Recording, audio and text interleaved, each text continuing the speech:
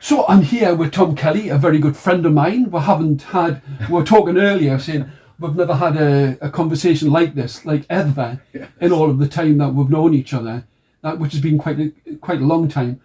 But I'm here because you've got an event coming up at the Lytton Phil in Newcastle, haven't you? I have, and it's this Monday, that's April the 4th, and it's at 7 o'clock, and it's a free event. So say that again, please. So it's a free event. A free event. Yeah. A free event. So there's no reason not to come. Money, you can contribute something towards the Lytton Phil, which is perhaps the lovely venue, and it's one where I've had most of my launches and most of my collections over this last from 2007, in fact, the last 14-15 years. So yeah, if you haven't been there before, go down. You're outside Central Station.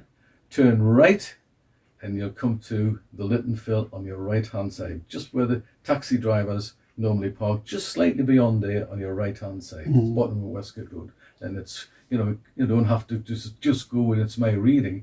Yeah. You can go in through the day and see this beautiful building. Oh, it is. It's like Harry Potter. Oh, it is. Yeah, it's just amazing. And it used to cost quite a lot of money to go there. Yeah. But now it's an open and a public library. To be a member, you have to pay. Yeah. But you can just go in and read the books. And go and no one will stop you and say, "What you doing here?" Yeah. Well, yes, I remember it from a long time. So this is a new collection of stories, short stories. Yeah, it's a new collection of all brand new stories that have been in lots of magazines. Lots of them are online, some of them are hard copies. And I find in sending to magazines, and they do publish them, it sort of validates them in a sense, because so often you're writing, it's a very, you'll show it maybe to your wife, but that's about it. So when somebody comes back and says, yes, we'll like to publish it, it's sort of, it puts a rubber stamp on it for me anyway. Other people doesn't interest them at all. They just write the stories and don't bother sending them off. Each one of those stories, I think all of them have appeared in some magazine. Right. Could you do a reading from that collection? Stories. This one's called "The Day Rationing Ended." I'm with me Uncle Tommy, red-faced, garrulous, as my head just reaches above the table outside the pub. A pint, big as a bucket. Uncle lets me suck his beer and laughs so hard at my reaction, I think he will die. He fought in Burma. I'm sorry I did not hear his World War II stories. Imam's brother is loved by everyone. He must have been babysitting me and had to go to a pub. He was at home there. The pub's nickname, the Spike, is where men would break up rocks used as hardcore on roads. They were paid a few shillings a day, my Grandad Kelly included. Look closely. We're all there, breaking up rocks, having a pint, and me as a child, spitting out the bitter beer. Standing where the pub stood, I in the slake, or slacks as it is known, which is narrower than I remember. Gone are the vivid colours, gifted by the chemical works. I just read that opening of the short story and try to capture for you what it was like in the past and what it's like too, and merge the two together. And it began one day when I'd been down to Jarrow Hall, and I walked round the slacks, because where I lived in Hope Street in Jarrow was only about a couple of 100 yards from what is now Bede's World and the slacks. And going down the slacks for me was my adventure playground. I was there most days, and my mother was always shouting because I got myself in a state. And in fact, once I almost drowned. Whether I did or didn't, I don't know. But I fell in the slacks and was covered with black sludge, which she was dead chuffed about when I came home. Dead. So that's the day that rationing ended. And for all those that can't remember that day, it was midnight on Sunday, July the 4th, 1954. The last collection, and quite a number of your other collections you sent to me, I think it was about a year and a half ago, which I thoroughly enjoyed. Now, the other collection of short stories, which was called Behind the Wall. Behind the Wall. I've got to say, and I did write to you and tell you, because if I really like something, I'll make sure I tell everybody about it. it reminded me in the very best way of James Joyce's Dubliners, that kind of emotional, graphic description which throws you into the place entirely. Is that something that you've worked up to, or is it something that because you're a poet as well, you've mixed in with your prose? I suppose the latter, really. That's the case. I think what I try to do is to focus in on a very specific image and develop that image, and hopefully bring the reader into that. And they're often quite emotional. When I'm writing them, often I do feel that emotion, how I felt at that time, whatever that time may be, whether it be something about my family or my grandparents or whatever. I write a lot about that world and engaging myself with them now.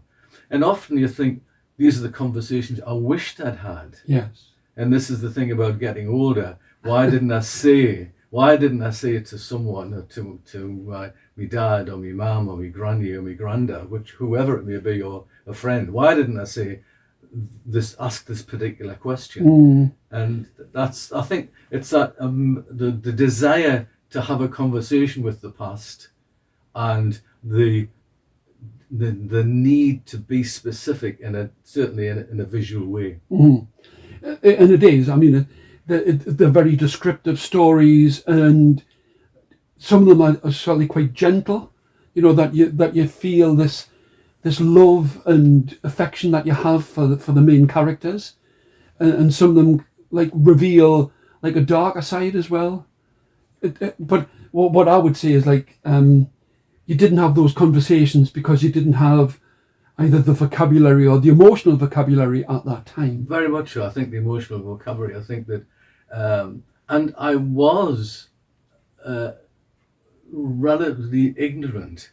I think as a young person, I had a feeling about wanting to write, but I began to write.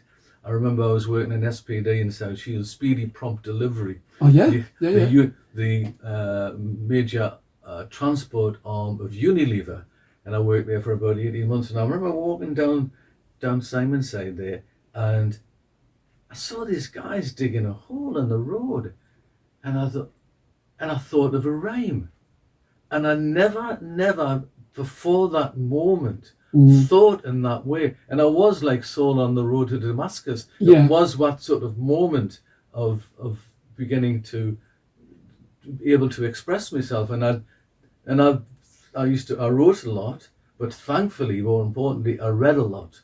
And I used to go to Jarrow Library and go through Steinbeck and Hemingway and the full sort of wealth of things. And that writing poetry, and that poetry led to me writing song lyrics, which I did for I still do, but from the early 70s to the late 80s, no, the mid 80s really, I guess, I was wrapped up with writing lyrics for a variety of people. This launch isn't just you.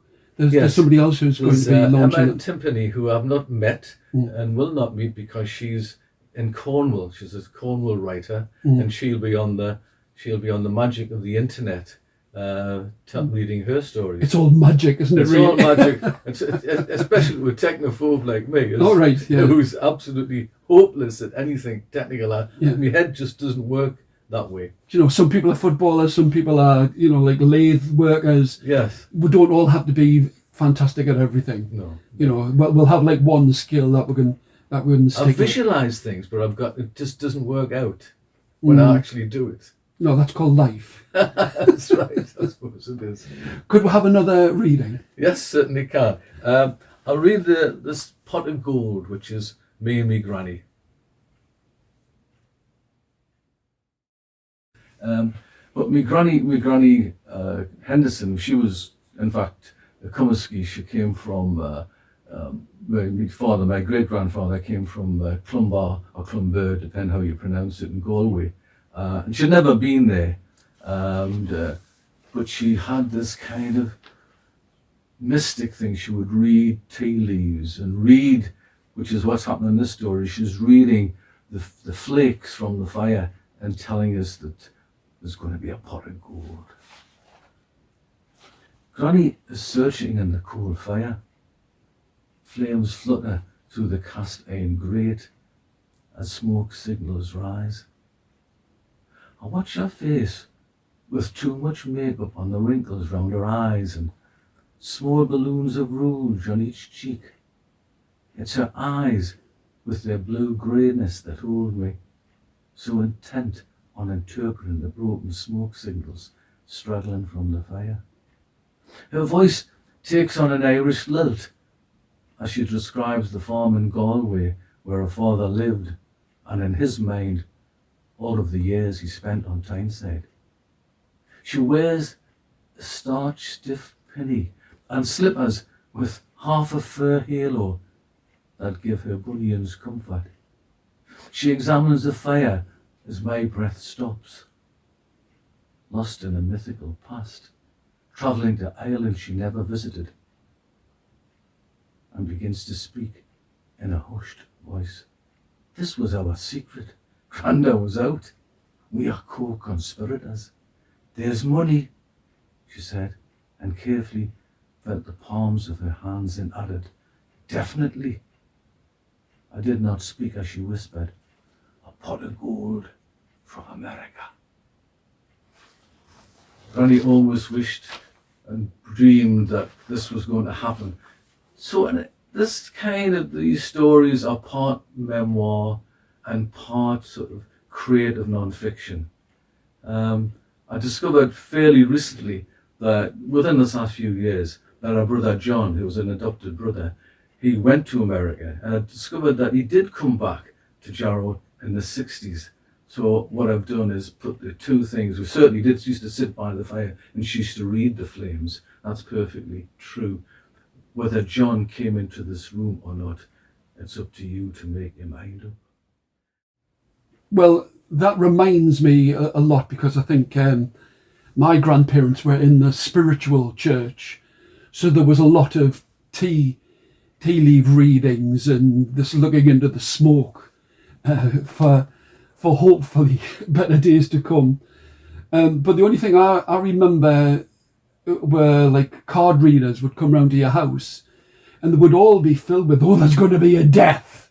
You know, when you're in an extended family, there's somebody there, you know, like in the late 90s, like, yeah, bingo. That kind of thing. So, yeah. I mean, it's lovely that you brought out quite a number of books, haven't you? I mean, over the years. Yeah, I was working full time at South Tyneside College, and when I left there, when I retired from there in 2007, from 2007 to the date, I've written 13 books that are poetry, a play, and a short story collection. This is the second short story collection, but I also had a pamphlet out as well in 2018, I think it was. Mm. So I've written those books, but in addition, I've written lots of plays and musicals over the years. It was certainly more, I guess, since retiring. You have more time and try to utilise that. Do you really? Yeah, well, sometimes you do. Sometimes you do. This is on, is it Red Squirrel? Red Squirrel Press. Red Squirrel Press. Yes. I mean, we're lucky in the north, aren't we? Because we've got quite a lot of independent publishers. Well, yeah, I think there are some out there, but it's. I think that being published, people think they can just send their poems or short stories to a publisher and they're going to. What you really need to do is to look at magazines, look at, you know, and does your poems, your short story fit that magazine? There's no point, as I keep saying, sending a Sunday Post story to Poetry Review or London Magazine. It's horses for courses. It's finding the right thing. And if you are published by a variety of magazines, there's more chance of being taken up and published, perhaps initially as a pamphlet, because I'd got about 6 or 8 pamphlets before my first collection. And that's what you build it up slowly but surely. And how do you feel about this, like another launch of another collection of stories? You must be quite excited by it all. Oh, yeah, yes, it's lovely. It's lovely to. It takes you a long time to put together because some of those stories were in and out the collections so much they had Vaseline on their sides you know, they were just, I changed my mind Yes. so much about it, and eventually, Other books wiped out. that's right, that's right. And so I just, you know, changing them so often, changing, you know, that will work, I said, and then a Yes. fortnight later, I took it out and put another one in. So the kind of, what the stories are very much like a memoir in that vein, with that one voice. Whereas behind the wall, there was a variety of characters and a variety of voices. Yeah. Before we have like one last reading, I mean, how can people get a hold of this? Well, you know, come along to the launch on this this Monday, April the 4th at the Lytton Phil. That's one way at 7 o'clock at night. The other way, How much does it cost to get in? that's free. It's free. I find that very hard to believe. Yeah, it is in this day and age. It is free. And the other way is to just go onto the Red Squirrel website and buy it online. So could we have one last reading? Yeah, one with, and it's called, the title track actually, Oh, No Love Rations. well, thank you very much. Thank you.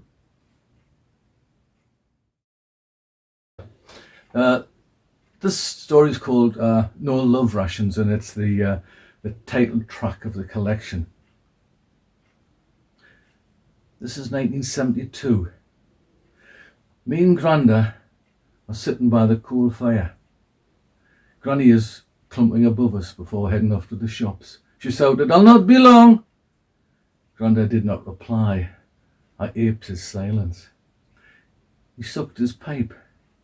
The stem was bone white. His black boots stood guard by the side of the fireplace.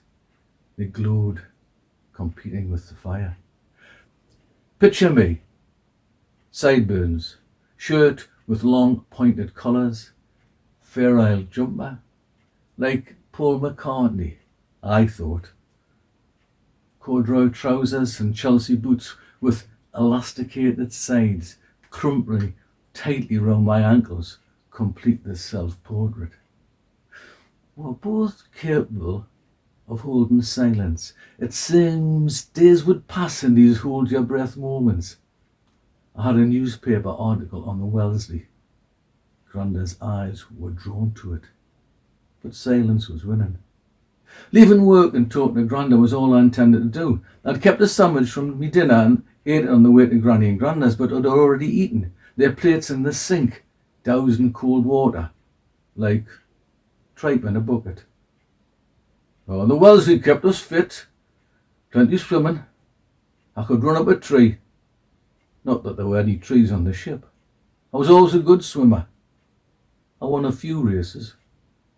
Granda had broken the silence. The Wellsley was a trading ship on the Tyne for boys who were waifs and strays. Their words, not mine.